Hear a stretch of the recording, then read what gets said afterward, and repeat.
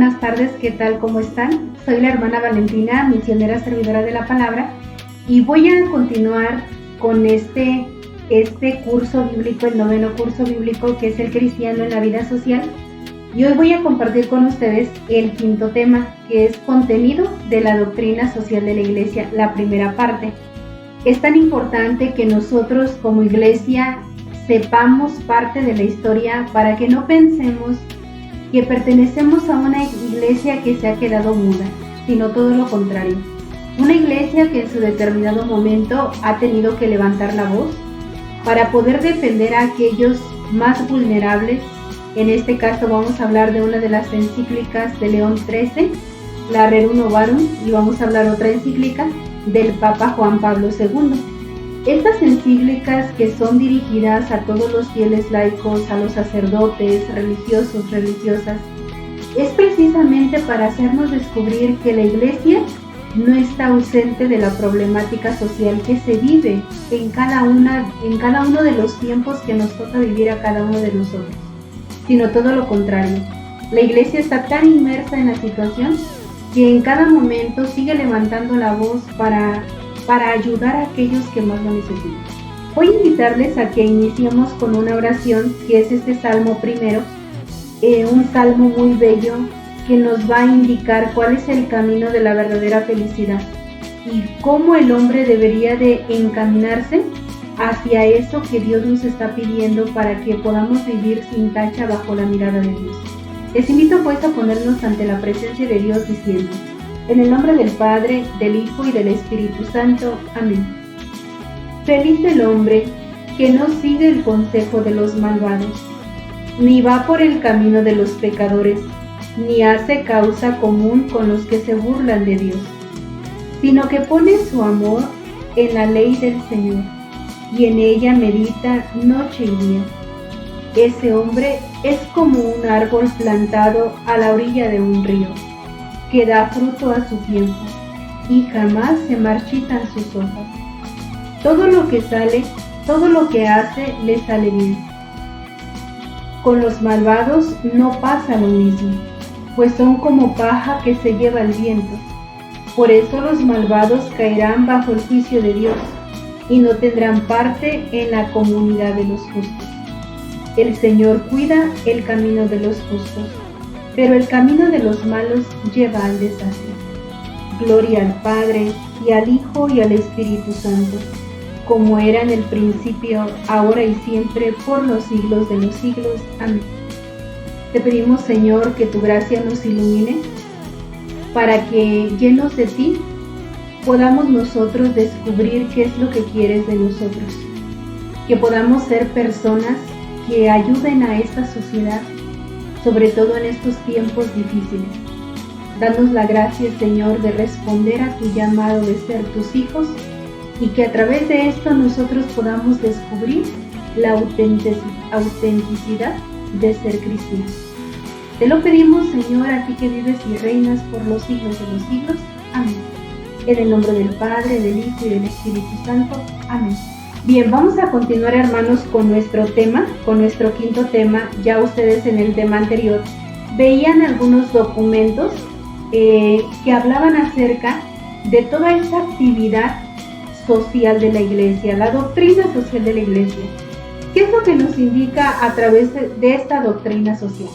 Pues no es otra cosa más que hacernos descubrir eso, lo que decía en un momento, que la iglesia está presente en los tiempos difíciles de la vida, donde la iglesia vuelve a gritar, a levantar la voz, para que ningún cristiano se quede pensando que está solo, sino que al contrario.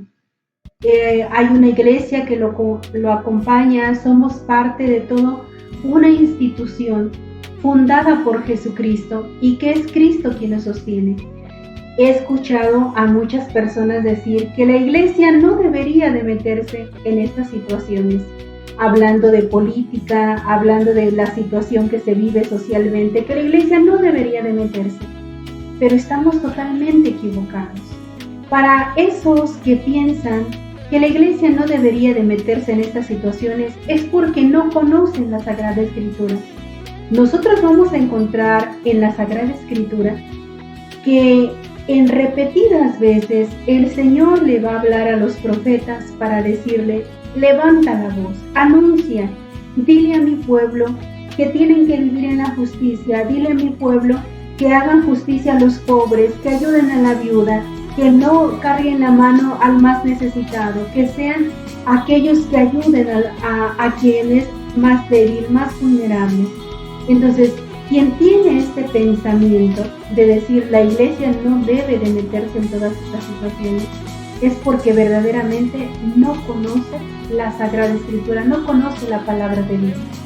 Desde ella vamos a encontrar que Dios habla de una manera fuerte y de una manera tan tajante que va a levantar la mano, que va a levantar la voz contra los ricos para ayudar a los pobres, pero también va a exhortar a los pobres a realmente hacer lo que le toca bajo la mirada de Dios. Hoy, hermanos, en este quinto tema que vamos a ver el contenido de la doctrina social de la iglesia, para que si ustedes tienen su librito, lo saquen y también vayan checando cómo en esta primer parte nosotros vamos a hablar de estas dos encíclicas tan importantes. La Rerum Novarum. La Rerum Novarum, hermanos, fue la primera encíclica que trató de la doctrina social de la iglesia. Esta encíclica fue escrita por el Papa León XIII en el año 1891. El 15 de mayo, esta encíclica sale para enseñarnos que nosotros tenemos derechos y también deberes. Entonces, esta Rerum Novarum quiere decir, es una palabra latina que significa de las cosas nuevas. Esta primera encíclica es conocida como una encíclica que inicia, que abre las puertas hacia una doctrina social. Pero vamos a ver en qué contextos se va a desarrollar esta encíclica. Bueno, esta encíclica, primero que nada, está en una situación donde surge la Segunda Guerra Industrial. Recordemos cuál es la guerra industrial. Aquello que empieza a sustituir la mano del obrero por todo lo industrial, por toda la maquinaria. Entonces, ante esta situación, nosotros descubrimos que existen situaciones difíciles dentro de la iglesia. Y estas situaciones que se van a ir dando son situaciones muy complicadas. Por ejemplo, la situación histórica muy particular según la Revolución Industrial se está basando en situaciones inéditas desde lo político, económico y lo social. Se profundiza de las desigualdades sociales y la explotación obrera. Estamos viviendo situaciones fuertes. Vamos a encontrar que en la sociedad aquellos patrones están explotando a sus obreros. Esta explotación hace que muchos obreros ya no busquen a Dios, no porque no quieran, sino porque no tienen tiempo. Surgen en estos momentos situaciones donde el trabajador tiene que tener una extensa jornada laboral, donde no solamente eran 8 horas, sino era de 14, 16 horas. Entonces el trabajador está siendo muy explotado. También nosotros vemos que a esta situación obrera son explotados con malas condiciones laborales y salarios totalmente bajos, donde el trabajador tiene que trabajar al máximo para poder sacar el pan de cada día. Y peor aún, los niños y las mujeres también eran de una manera tan fuertemente explotados que se veía tanto la injusticia social. Así es que en esta encíclica va a hablar el Papa León XIII de todos los deberes, obligaciones, pero también de los derechos que va a tener el trabajador. Va a invitar a todos los patrones a que sean justos con sus obreros, que no exploten a sus obreros, porque estas jornadas laborales hacen que ellos vayan olvidándose de Dios.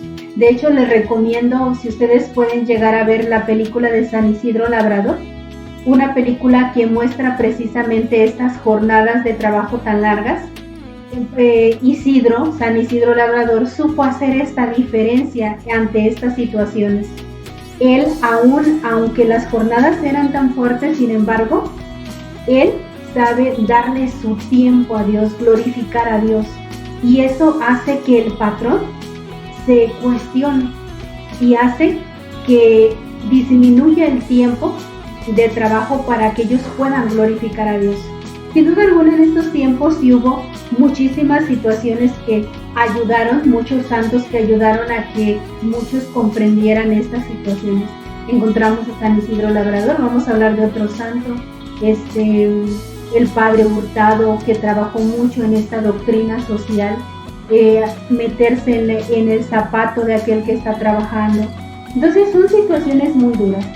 El Papa, con esta situación, él quiere levantar la voz para que, primero que nada, el obrero comprenda que es hijo de Dios, que no es una cosa, sino que es un hijo de Dios, y que como hijo de Dios tiene también la necesidad de buscar a su Dios. También el Papa levanta la voz para que muchos patrones no vean en ellos solamente una cosa, sino vean a una persona que tiene aquella necesidad de buscar a su Dios, que tiene la necesidad de convivir con su familia, que tiene la necesidad de un descanso. Entonces, esto es lo que quiere el Papa León XIII a través de esta encíclica. Tenemos también nosotros que comprender que nosotros como cristianos necesitamos conocer esto, porque si nosotros no lo conocemos, fácilmente entonces nosotros caemos en esta mentalidad de creer que la iglesia no debería de meterse en estas situaciones, y estamos equivocados. Entonces, otra de las cosas también muy importantes que aquí el Papa nos va a decir, dice que a través de esto, él apoya a los sindicatos sin caer en un marxismo, claro está. Recordemos que el marxismo lo que busca es la exaltación del hombre, pero olvidarse también de que es parte de una sociedad. Entonces, sin caer en un marxismo, busca que se hayan sindicatos de personas que trabajen mutuamente por sus derechos y sus deberes. Él nunca va a hacer a un lado los deberes que el cristiano tiene. Él siempre va a remarcar estos deberes, por ejemplo, el hacer bien el trabajo, el cumplir con las horas debidas que le toca trabajar, el aprovechar, que no crea que porque está siendo protegido tiene el derecho incluso de levantarle la voz a sus patrones. Si nosotros nos vamos a la Sagrada Escritura, de hecho la Sagrada Escritura nos dice cómo los cristianos deberíamos de obedecer a nuestros patrones, pero también los patrones deben de cuidar la salud física y espiritual de sus trabajadores. Entonces, esto es lo que nos va a decir el Papa León XIII en esta encíclica. Dice, la nueva evangelización debe incluir entre sus elementos esenciales el anuncio de la doctrina social de la Iglesia. Como entonces hay que repetir que no existe verdadera solución para la cuestión social fuera del Evangelio. No podemos nosotros vivir socialmente bien si lo hacemos o lo pretendemos hacer al margen del Evangelio. En realidad, hermanos, vayamos a la Sagrada Escritura y ella nos va a decir de todo lo elemental cómo tenemos que vivir. Solo que, como hoy se ignora tanto las Escrituras, es por eso que el cristiano no ha aprendido a vivir como debe socialmente, ni el patrón ha aprendido que también él es hijo de Dios y que también él mismo tendrá que dar cuentas a Dios de aquellos que Dios pone a su cargo. Entonces, eso es lo que nos va a decir la Rerum Novarum. Entonces, si ustedes pueden conseguir, o ahorita que tenemos tantos medios para poder acceder a todos estos documentos a través del internet, buscar esta Rerum Novarum, búsquenla, háganse el esfuerzo de conocer a grandes rasgos lo que dice esta encíclica y de saber sobre todo que es una iglesia que está presente. Esta Rerum Novarum no nos va a dar una regla de vida, simplemente nos da una iluminación para hacernos descubrir cómo tendremos que vivir como auténticos cristianos, pero todo lo demás va a depender de cada uno de nosotros. nos va a decir también, se afirma con igual claridad el derecho a la limitación de horas de trabajo, al legítimo descanso y a un trato diverso a niños y mujeres. Esto es lo que también nos va a decir la Rerum Novarum, que se provea convenientemente al descanso en proporción con la cantidad de energías consumidas en el trabajo. Y después concluye, un pacto contrario sería inmoral. Esto es lo que el Papa va a insistir continuamente, que al trabajador se le dé el tiempo necesario para un descanso físico y espiritual, como lo encontramos incluso desde el libro del Génesis. Recordemos que dice, el Señor en 6 días hizo toda la creación y el séptimo descansó. Esto es para enseñarnos la necesidad que tenemos de ese descanso físico y espiritual. El ser humano no es una máquina, es ahí donde viene el problema, ¿verdad? También, porque muchos de los ricos querían que el trabajador fuera una máquina donde no sintiera, donde no tuviera necesidades, sino que solamente entre más produzca es mucho mejor. Y el Papa insiste en esto, el ser humano no es una máquina que solamente hace y hace y hace, sino también tiene el derecho del descanso para alabar a su Dios y tener ese descanso físico. También el Papa nos va a anunciar otro de los derechos de la persona. Se trata del derecho al salario justo, otra cosa muy importante. El Papa va a decir, el trabajador también tiene derecho a un salario justo, ya que en estos tiempos el trabajador era explotado con grandes cantidades de trabajo, pero su trabajo era muy mal pagado. El Estado se decía entonces que no tiene poder para intervenir en la determinación de estos contratos, sino para asegurar el cumplimiento de cuanto se ha pactado explícitamente. Semejante concepción de las relaciones entre personas y obreros es criticada severamente en la encíclica. Como el Estado decía, bueno, mira, yo no me puedo meter en la situación de que le paguen bien al obrero, yo solamente mi trabajo es ver que el obrero cumpla exactamente con lo que le está pidiendo el patrón. Entonces había una terrible injusticia. El salario debe de ser pues suficiente para el sustento del obrero y de su familia. El Papa atribuía a la autoridad pública el deber estricto de presentar la debida atención al bienestar de los trabajadores, porque de lo contrario sería ofender a la justicia. Es más, no dudaba en hablar de la justicia distributiva. Refiriéndose siempre a la condición obrera y a estos derechos, León XIII añade otro que también es considerado necesario recordar: el derecho de cumplir libremente los propios deberes religiosos. El Papa ratifica la necesidad del descanso festivo para que el hombre eleve su pensamiento hacia los bienes de arriba y rinda el culto debido a la majestad divina. Entonces, junto con todo esto que el Papa nos está diciendo, también insiste, el hombre tiene derecho a su descanso espiritual para levantar su pensamiento a su Dios. Bien, ¿cuál era el papel del Estado en ese momento? El Estado, como decíamos, solamente se preocupaba de que el contrato que el trabajador había firmado se cumpliera. ¿Y qué decía el contrato? ¿Tenía deberes y derechos? No, solamente tenía deberes que el trabajador tenía que hacer, pero no hablaba de sus derechos, como por ejemplo un salario justo, las horas que debía de trabajar, los días de descanso. Todas esas cosas no entraban dentro de este contrato. Entonces la Rerum Novarum va a criticar los dos sistemas sociales económicos, el socialismo y el liberalismo. El Estado no puede limitar a favorecer una parte solamente de los ciudadanos. Esto es a la rica y próspera, y descuidar a la otra parte.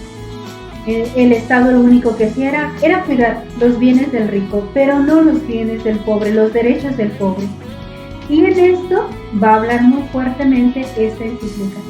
Es a los obreros, en su mayoría débiles y necesitados, a quienes el Estado debe dirigir sus preferencias y sus cuidados, y no de lo contrario. Debe de cuidar a aquel que es más débil y vulnerable, y no debe de solapar a aquel que lo tiene todo. Todos estos pasos conservan hoy su validez, sobre todo frente a las nuevas formas de pobreza existentes en el mundo.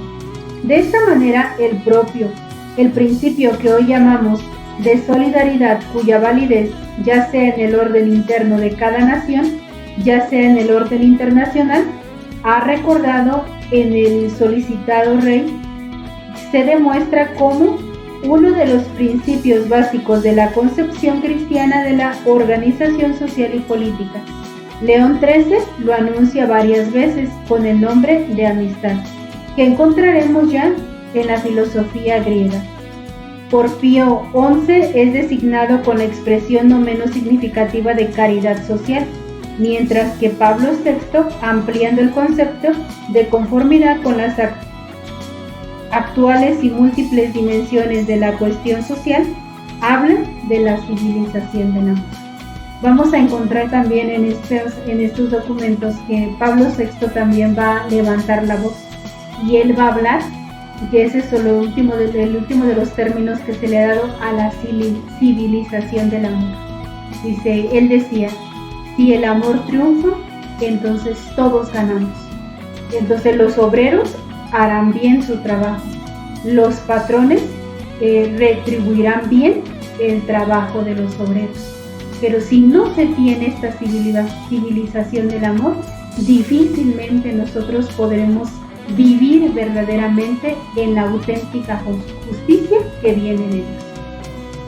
Vamos a pasar a otro puntito. Esto vamos allá a dejar la Rerum Novarum, que les invito a ustedes a que después la conozcan de una manera más amplia para que podamos nosotros saber cuáles son esos deberes y derechos del obrero, así como también del patrón. Y vamos a pasar a otra encíclica. Otra de las encíclicas que está escrita por el Papa Juan Pablo II se llama Lacentissimus Annus de Juan Pablo II. Esta también nos va a hablar, es otra de las encíclicas que nos va a hablar de la doctrina social de la Iglesia. En esta encíclica va a hablar muy fuerte contra el socialismo.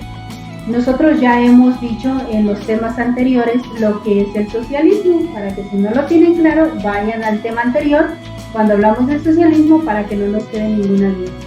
El Papa habla muy fuertemente contra el socialismo porque lo pone como esa prioridad por encima del ser humano. Entonces, el ser humano es un ser completo. No podemos solamente decir que el ser humano tiene una parte. El ser humano es un ser humano que es parte de una sociedad, no está por encima de la sociedad, como la sociedad no puede estar por encima del individuo. Entonces, él va a hablar muy fuertemente contra esto y va a tocar uno de los puntos muy importantes. ¿Cuál va a ser? La lucha por la justicia. ¿Qué nos va a decir ahí la encíclica Labore Exercens? Esta encíclica ha reconocido el papel positivo del conflicto cuando se configura con la lucha por la justicia social.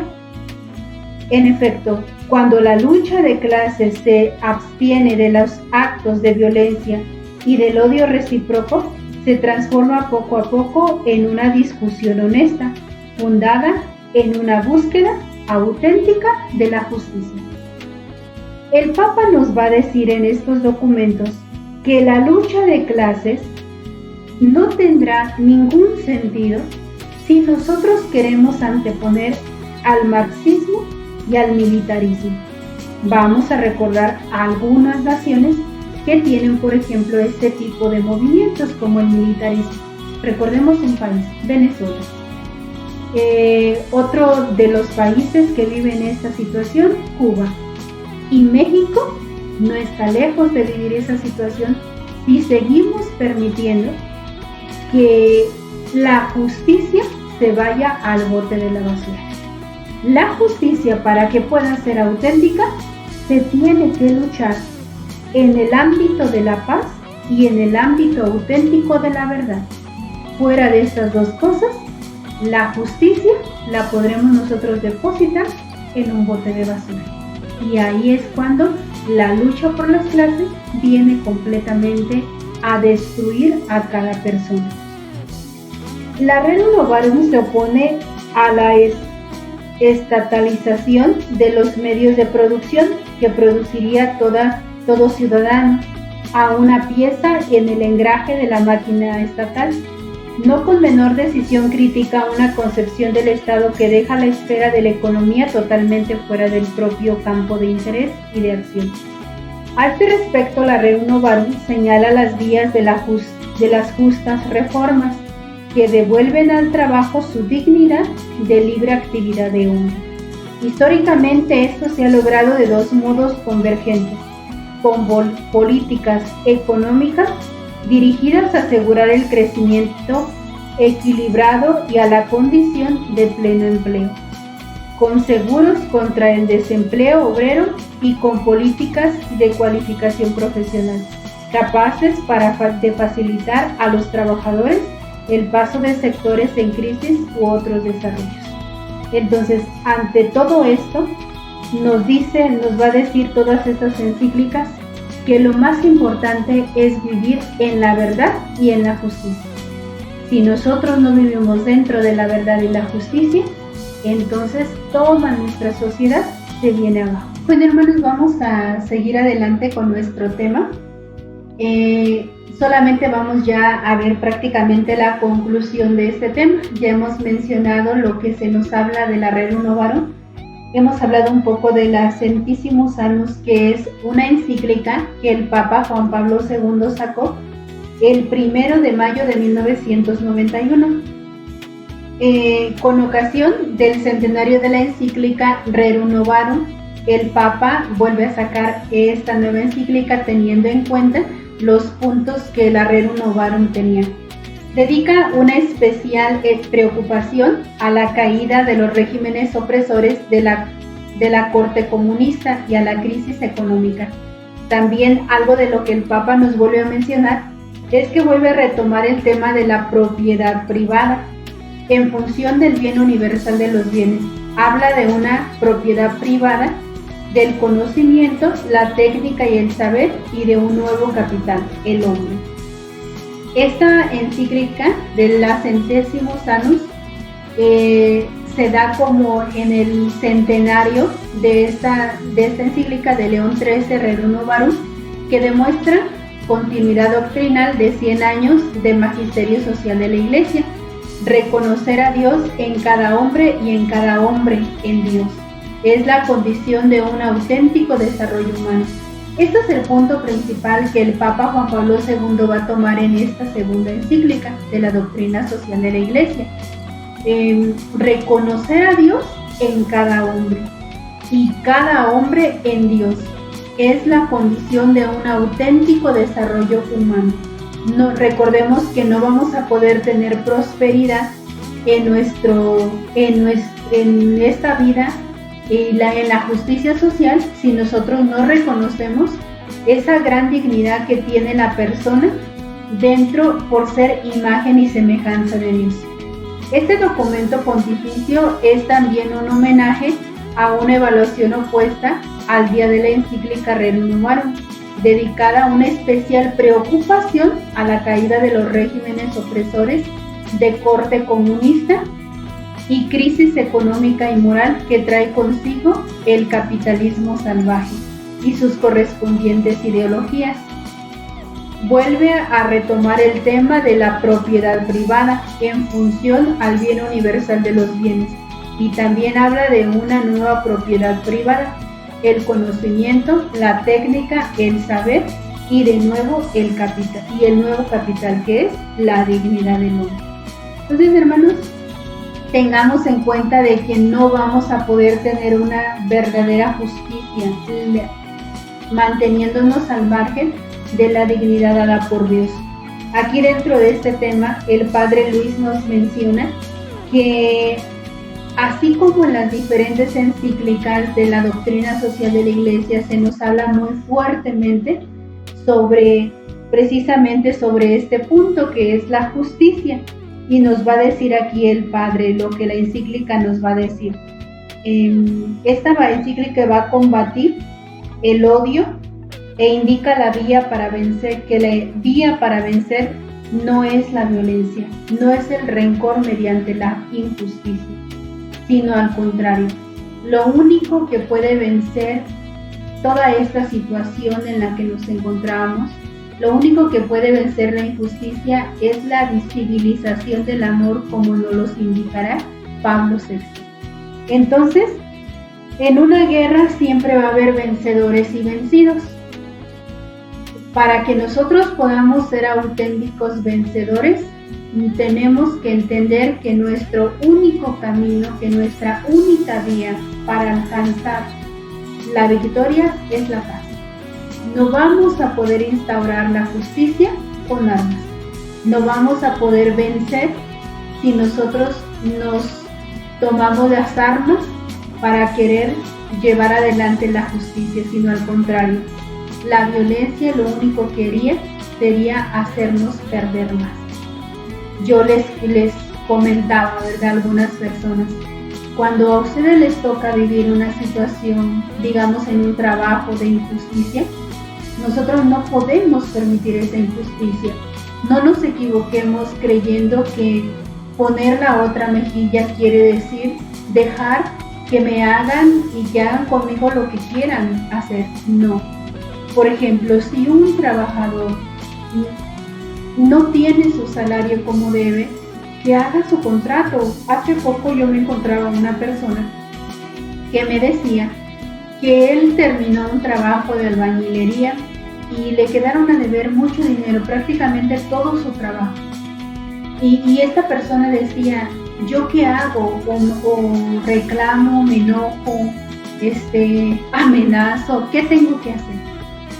Esto le pasó una vez, le pasó una segunda vez. Yo le decía, mire, lo que usted tiene que hacer es trabajar bajo contrato. Durante mucho tiempo el Estado solamente se ha preocupado de que los trabajadores cumplan con sus deberes, pero no se ha preocupado de que los patrones también cumplan con los deberes que tienen con sus trabajadores. No podemos nosotros permitir esas injusticias, pero hagámoslo de una forma pacífica. Yo le decía a este señor, mire, haga un contrato, no se permita trabajar si no es bajo un contrato. De esta manera, cuando usted le queden a deber dinero, porque él me decía, yo no quiero estar peleando, hermana, de esta manera, cuando usted le queden a deber dinero, usted ahora sí tiene un contrato que lo va a amparar para que esa persona cumpla con la parte que le corresponde, porque usted ya cumplió con su parte. Entonces busquemos esas soluciones de justicia bajo el margen de la paz. Lamentablemente existen personas buenas, existen personas malas que más que ayudar, muchas veces es todo lo contrario. Destruyen a la persona no dándole su salario como debe. Todas estas encíclicas nos van a hablar acerca de eso, los papas nos van a insistir. Los trabajadores tienen deberes, pero también tienen derechos. Entonces, hermanos, no permitamos que sigamos viviendo en la injusticia. Eso es por hablar de unas injusticias sociales, pero también nosotros tenemos que luchar por la justicia, incluso desde nuestros propios hogares. Tantos padres y madres que malgastan el dinero en lo que no deberían de gastarlo, tantas cosas innecesarias de las que muchas veces podemos estarnos llenando y que realmente no necesitamos. Eso también es una injusticia. Le robas a tus hijos con los vicios, le robas a tus hijos con excesiva vanidad, le robas esa alimentación que debe, la educación que debería de tener, le robas a tus hijos tu presencia. Es más fácil hoy en día darle a un niño un celular para que no te esté molestando. Le estás cediendo la educación de tu hijo a una maquinita porque no sabes lo que está viendo. Niños que se llenan de violencia, que se llenan de tantas cosas, que les están robando su inocencia, y eso también es una injusticia. Tus hijos tienen el derecho de tener un padre y una madre que esté al pendiente de ellos, un padre y una madre que no solamente se preocupe de darle cosas materiales, sino un padre y una madre que se sienta a dialogar con ellos, que juegue con ellos, que ría con ellos, incluso que llore con ellos. Cuando nosotros hacemos este tipo de cosas, entonces ya estamos empezando también a vivir en una injusticia. No pidamos una justicia social desde afuera, tenemos que vivir la justicia social desde nosotros, desde aquí adentro, para que nosotros podamos vivir verdaderamente en la justicia social. Entonces, hermanos, les invito, ¿verdad?, a que ustedes den una ojeadita a su libro, El cristiano en la vida social. Nos habla en este quinto tema a grandes rasgos de lo que tienen estos documentos. Si ustedes se interesan por más, pueden buscar también sus documentos. Hoy en día tenemos muchos medios a través en el mismo internet encontramos las encíclicas para que ustedes puedan conocer más estas encíclicas y también podamos llenarnos nosotros de toda esta doctrina social que la Iglesia nos propone. Bien, vamos a terminar con este tema. Vamos a pedirle a Dios que nos conceda la gracia de poder nosotros vivir bajo esa justicia social. Recordemos lo que nos dicen los profetas, cuando Dios anunciaba fuertemente a su pueblo por vivir en la injusticia. Los profetas hablaban con toda la fuerza lo que Dios les mandaba, y Dios decía que la justicia brote como el agua, que la justicia corra como el agua. Estamos viviendo en un tiempo de injusticia. Dice, ustedes tienen que hacer justicia a las viudas, tienen que cuidar al huérfano, denle de comer. Entonces, no permitamos que esta injusticia venga a reinar en nuestras vidas, sino que al contrario, desde los puntos que cada uno de nosotros nos encontramos, ya tratemos de vivir en esa justicia que Dios nos está pidiendo. Sin duda alguna, la palabra de Dios es el mejor medio para que el cristiano pueda vivir auténticamente desde lo que Dios quiere. Recordemos, ¿verdad?, que ignorar las Sagradas Escrituras es ignorar a Cristo. Ignorar a Cristo es no ser auténticos cristianos, que Él nos enseña a vivir como debemos vivir. Vamos a terminar con nuestra oración para pedirle al Señor que nos ilumine, que nos dé su gracia de vivir como auténticos hijos suyos, y sobre todo que nos dé su Santo Espíritu para que podamos empezar a ser justos desde donde nosotros estamos, desde el punto que nos encontramos en nuestra propia vocación. En el nombre del Padre, del Hijo y del Espíritu Santo. Amén. Dios te salve María, llena eres de gracia, el Señor es contigo. Bendita eres entre todas las mujeres y bendito es el fruto de tu vientre, Jesús. Santa María, Madre de Dios, ruega por nosotros pecadores, ahora y en la hora de nuestra muerte. Amén. Virgen del Magnificat, ven con nosotros a evangelizar a este mundo lleno de maldad. En el nombre del Padre, del Hijo y del Espíritu Santo. Amén.